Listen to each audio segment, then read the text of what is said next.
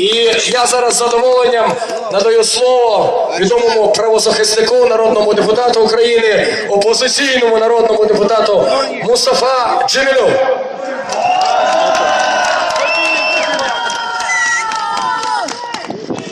Шановні друзі, браті і сестри, шановний багатонаціональний український народ.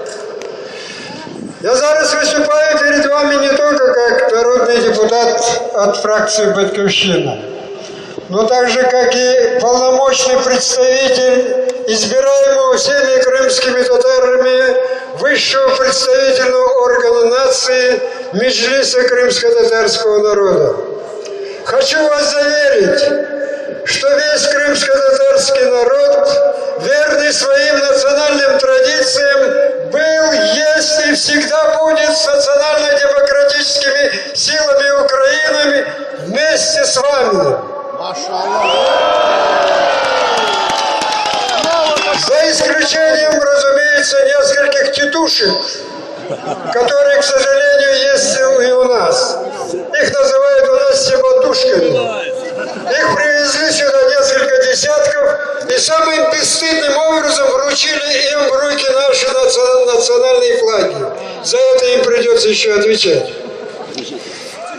Дорогие друзья, без преувеличения можно сказать, что за вами сейчас наблюдает с великим уважением, симпатией и надеждой не только весь украинский народ, но и практически весь мир. Сегодня вы отстаиваете честь и свободу Украины. От вашего мужества, от вашей стойкости зависит будущее Украины. Быть ли ей демократической семье народов Европы или быть придатком соседней страны, которая мечтает в той или иной форме восстановить былую тоталитарную систему.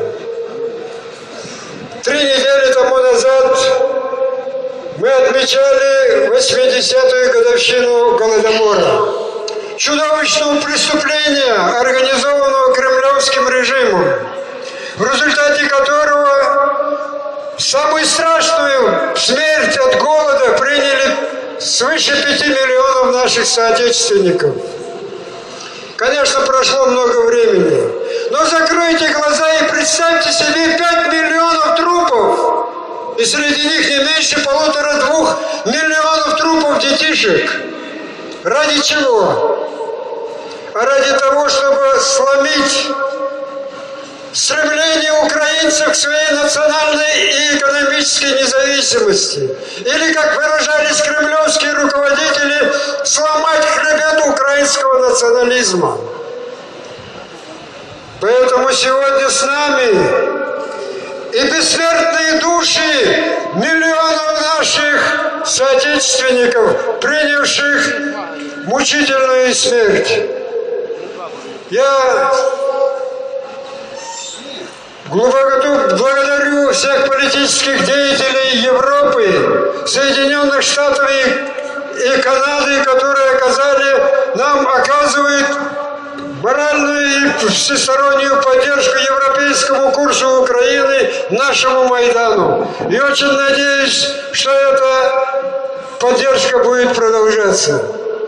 Я хочу здесь поблагодарить также своих оставшихся еще двоих в живых, своих коллег, бывших политзаключенных посткоммунистического строя, которые более 100 человек на днях подписали и распространили в средствах информации заявление с решительной поддержкой курса нашего народа в Европе, курса своей независимости, в том числе и правозащитников России.